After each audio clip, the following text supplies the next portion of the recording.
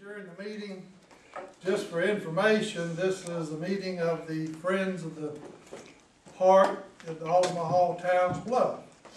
One of our objectives is to have a format for young people and anyone to present like 4-H club topics, FFA, and so on. But tonight we have the daughter of Mr. and Ms. Pumpkin Kite from the Excelsior area, and she's in the 4-H club, and she has a presentation she's going to do for us that fits in with our objectives, and this is about the rocks out in the Broxton area, the Snipesville area. So with that, Holly Kite with the Jeff Davis 4-H Club.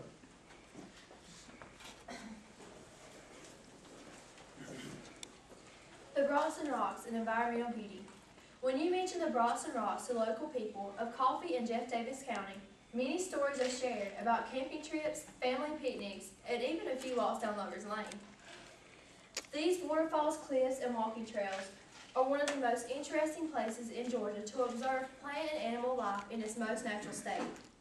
Hello, I'm Holly Kite. And I live near this area, but had never been there until about a year and a half ago. Everyone who visits this area feels they are somewhere other than South Georgia, and I'm about to let you know why. The importance of this wooded area was lost on most local people for many years, and the true beauty and environmental value was unappreciated and on a rapid decline. Coffee County naturalist Mr. Frankie Snow recognized the ecological importance of the rocks. In the 1980s, he persuaded the Nature Conservancy to purchase these lands and began cleaning it up. It was being used as a popular swimming hole and hangout spot for mostly teenagers, and it was littered with cans and beer bottles. Because of his endeavor, there are approximately 3,700 acres in the Broxton Rocks Preserve today. This area is now protected and managed by several agencies, including the landowners, Coffee County, Georgia Department of Natural Resources, and Georgia Forestry Commission. This gurgling falling water was the first sight and sound I had of the Broxton Rocks. The Broxton Rocks is a network of shallow ravines. During wet periods, the creek gushes over the rock ledges to form waterfalls, as you can see here. Waterfalls like this are something we just don't see here in South Georgia. When it's dry, the gushing water slows to a gentle trickle. This protected area is home to many rare plants and endangered animals. Included in the 500 plants listed at the Broxton Rocks is the grit portulaca. This is a Cuban species and is new to North America. It grows naturally at only 4 places in 3 Georgia counties.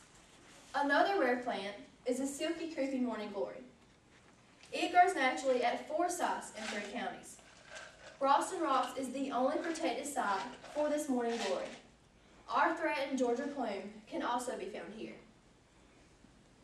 The damp shaded crevices between the rocks provide perfect growing conditions for 2 rare ferns.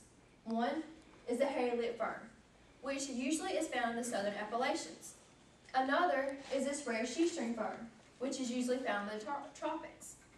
Now get this.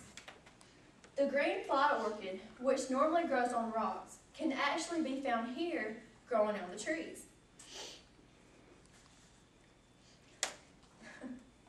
This unusual place set in South Georgia flatlands also provides a habitat for endangered animal species.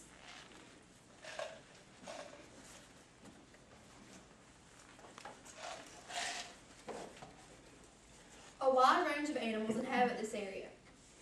The rocks provide nesting sites for turkey vultures and eastern wood rats. The threatened indigo snake and gopher tortoise inhabit the area. During my guided tour with Mr. Frankie Snow, he gave me some very interesting facts about the wood rat, the gopher tortoise, and the indigo snake. While walking through these crevices, we noticed quite a few places like these, with pine straw and pine cones placed in them as if for a bed. This is where the wood rat has his bed. He finds these items and has actually been known to take shiny items as if like a farmer's tool and place them in his bed. Separate from these places, I found a grouping of rat droppings. You see, the wood rat does not just go wherever Mother Nature may call him. He actually has a special and separate place to do so. This land is also perfect for the gopher tortoise. Among the gopher's threat to survival is their habitat destruction due to agriculture. During the Great Depression, it was threatened as many people considered it a delicacy, and some people today still do. At different times of the year, a team of volunteers test this land to see if it's successful in the new population. For the gopher tortoise, a measuring device is used to measure the burrows. The width of the hole determines how many gophers are young, juvenile, or adults. If the width of the hole is small, this means that the gophers are reproducing.